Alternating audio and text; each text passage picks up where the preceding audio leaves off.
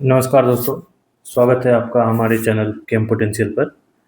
आज हम लोग डिहाइड्रेशन ऑफ अल्कोहल मतलब अल्कोहल किस केस में वाटर लूज करेगा, लॉस ऑफ वाटर होगा, वो देखने जा रहे हैं। तो डिहाइड्रेशन ऑफ अल्कोहल के कुछ फैक्ट्स हैं। पहला फैक्ट ये है कि अल्कोहल का जो डिहाइड्रेशन होगा उस केस में हमें बीच में एक इंटरमीडिएट कार्बोकैटायन मिलता है, और जिस ट्रेंड में कार्बोकैटायन की स्टेबिलिटी होती है 3 डिग्री, 2 डिग्री, देन 1 डिग्री, उसी ट्रेंड में अल्कोहल का डिहाइड्रेशन होगा। तो 3 डिग्री अल्कोहल का डिहाइड्रेशन सबसे पहले, देन 2 डिग्री अल्कोहल का, और फिर 1 डिग्री अल्कोहल का। दूसरा पॉइंट है डिहाइड्रेशन ऑफ 2 डिग्री और 3 डिग्री अल्कोहल हमेशा सेडजेफ रूल के अकॉर्डिंग ही होगा। मतलब 2 डिग्री और 3 डिग्री अल्कोहल अगर डिहाइड्रेट करेगा तो ये डिहाइड्रेट करेगा सेडजेफ रूल के अकॉर्डिंग। सेडजेफ रूल क्या बोलता है कि the more highly substituted alkene is always the major product. मतलब highly substituted alkene is formed. जैसे एग्जांपल है यहाँ पे butane two ol reaction with concentrated H2SO4 at 443 Kelvin. Butane to all CH3 CH2COH CH3H। इसका reaction करवाया जा रहा है कंसनट्रेटेड H2SO4 और 443 केल्विन पे। इस हाइड्रोक्सिल ग्रुप के पास 2 हाइड्रोजन है, एक कार्बन 1 से लेने का और दूसरा कार्बन 3 से लेने का। इस केस में हम देखेंगे कि कौन से अल्कीन के फॉर्मेशन में अल्कीन ज़्यादा सब्स्टिट्यूटेड है। पहला केस अगर 1 से एलिमिनेट होगा तो हमारा प्रोडक्ट बनेगा CH3 CH2 CH double bond CH2। और सेकंड केस में अगर कार्बन 3 से निकलेगा तो बनेगा CH3 CH double bond CH CH2।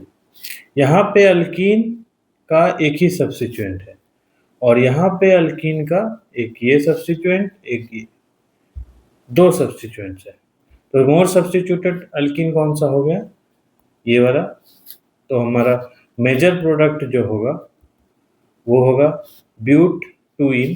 देखिए यहाँ पे लिखा हुआ है ब्यूट 2इन एज द मेजर प्रोडक्ट, और ब्यूट 1इन जो है वो हो जाएगा हमारा माइनर प्रोडक्ट। थर्ड पॉइंट जो डिहाइड्रेशन ऑफ अल्कोहल में हम देखेंगे, क्योंकि हम अब पहला पॉइंट में हमने देखा कि डिहाइड्रेशन ऑफ अल्कोहल जो है वो कार्बोकैटायन इंटरमीडिएट से होकर गुजरता है। तो इंटरमीडिएट के फॉर्मेशन में जो भी कार्बोकैटायन सबसे ज़्यादा स्टेबल होगा, चाहे उसके लिए उसे रीअरेंजमेंट ही क्यों ना करना पड़े, वो रीअरेंजमेंट के बाद जो प्रोडक्ट मिलेगा वो हमारा फाइनल प्रोडक्ट होगा। जस्ट फॉर एग्जांपल यहाँ पे देखिए 2 मिथाइल ब्यूटेन 1 ऑल। तो ब्यूटेन 1 ऑल और 2 पे मिथाइल ग्रुप CH2H CH2 और यहाँ पे CH3। इसका रिएक्शन है कंसनट्रेटेड H2SO4 और 443 केल्विन पे। यहाँ पे सबसे पहले बनेगा carbocation CH3 CH2 CH CH3 और CH2 प्लस। हमारे पास ये अभी जो इंटरमीडिएट बना है वो 1 डिग्री कार्बोकैटायन है।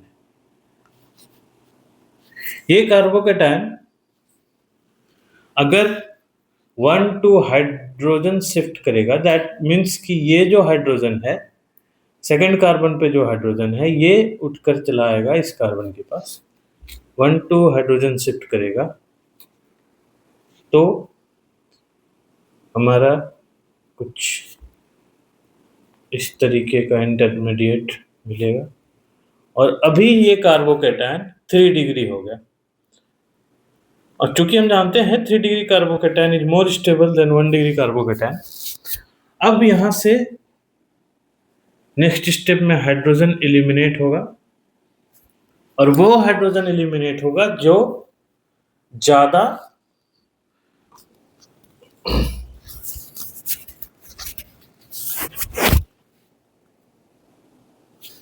वो हाइड्रोजन एलिमिनेट होगा जहां पे अल्कीन हाईली सब्स्टिट्यूटेड हो। तो यहाँ पे दो केस हैं, जब कार्बन 1 से और जब कार्बन 3 से हो। 1 के केस में बनेगा CH3 CH2 C double bond CH2 CH3, और थर्ड के केस में बनेगा CH3 CH double bond C CH3 और CH3। इस केस में अल्कीन हाईली सब्स्टिट्यूटेड है तो मेजर प्रोडक्ट हो जाएगा हमारा ये, और माइनर प्रोडक्ट हो जाएगा हमारा ये। चलिए हम कुछ क्वेश्चन सॉल्व करते हैं। हमारा पहला क्वेश्चन है, the correct order of dehydration of following alcohols will be. पहला ऑप्शन में हमको जो इंटरमीडिएट मिलेगा वो मिलेगा कुछ इस तरीके का। सेकंड ऑप्शन में, थर्ड ऑप्शन में डबल बॉन्ड प्लस चार्ज, और चौथा ऑप्शन में है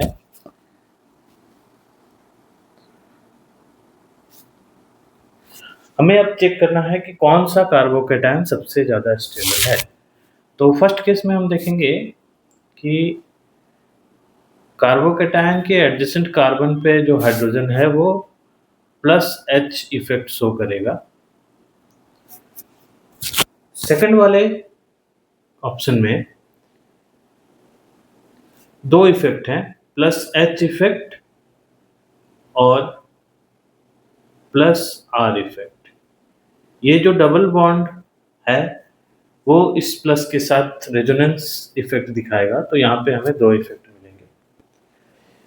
बेंजीन रिंग में प्लस चार्ज हाईली अनस्टेबल, क्योंकि ये जो प्लस चार्ज है वो sp2 हाइब्रिडाइज्ड कार्बन पे है, इसकी वजह से ये इजीली डिहाइड्रेट नहीं करेगा। और चौथे ऑप्शन में हमारे पास एक्सटेंडेड रेजोनेंस की वजह से दो प्लस R इफेक्ट और एक प्लस H इफेक्ट। तो सबसे ज्यादा स्टेबल कार्बोकैटायन है ऑप्शन 4, दैट मीन्स सबसे ज्यादा डिहाइड्रेशन होगा ऑप्शन 4 का, देन ऑप्शन 2, फिर ऑप्शन 1, और सबसे लास्ट में ऑप्शन नंबर 3। तो करेक्ट ऑर्डर है 4 2 1 3। हमारा नेक्स्ट क्वेश्चन है same, the correct order of dehydration of following alcohols will be. पहला है N butanol CH3 CH2 CH2 CH2OH। दूसरा है secondary butanol CH3 CH2 CH CH3OH यहाँ पे। तीसरा है आइसोब्यूटेनॉल मीन्स CH3C यहाँ पे CH3 एक यहाँ पे CH2OH। और चौथा है tertiary butanol CH3 CH3 CH3।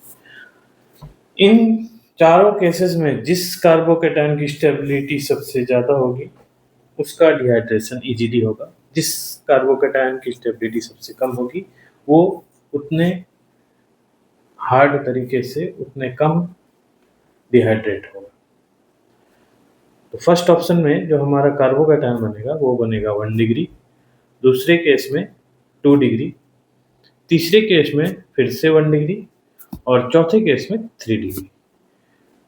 तो 3 डिग्री कार्बोकैटायन सबसे ज़्यादा स्टेबल, उसी ट्रेंड में डिहाइड्रेशन भी होगा, तो हमारा डी ऑप्शन सबसे ज़्यादा इजीली डिहाइड्रेट करेगा। फिर ऑप्शन नंबर बी। अब हमारे पास ए और सी में दोनों ही केसेस में 1 डिग्री है, बट इन दोनों 1 डिग्री में कौन सा ज़्यादा स्टेबल हो? तो पहले हम लोग देखते हैं CH3 CH2 CH2 CH2 plus और कैसे CH3 CH2 प्लस। इन दोनों केसेस में कौन सा ज़्यादा स्टेबल है?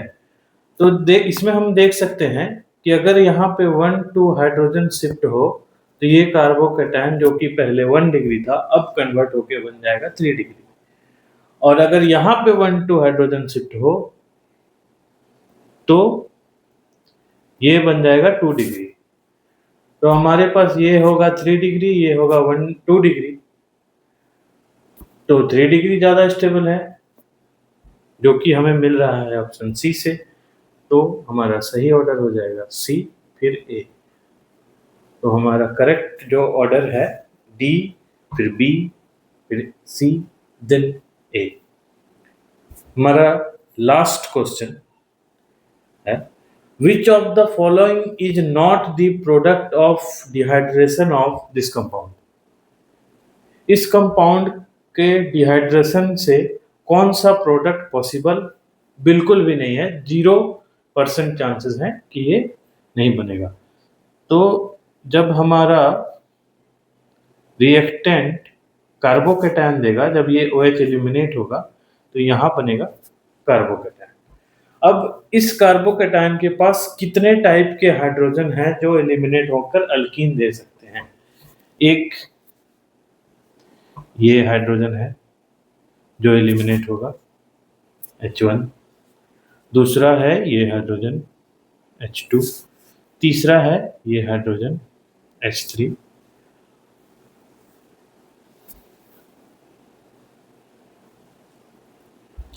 और चौथा कोई नहीं है।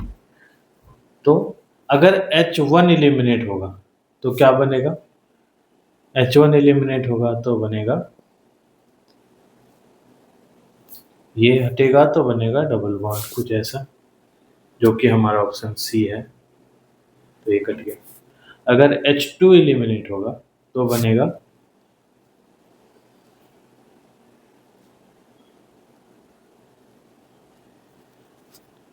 ये, जो कि ऑप्शन नंबर ए है, कट गया। अगर H3 एलिमिनेट होगा, जब H3 एलिमिनेट होगा तो हमें प्रोडक्ट मिलेगा कुछ इस तरीके का, यहाँ से हटेगा तो डबल बॉन्ड बनेगा कुछ ऐसा यहाँ पे एक। तो ऑप्शन बी है ये।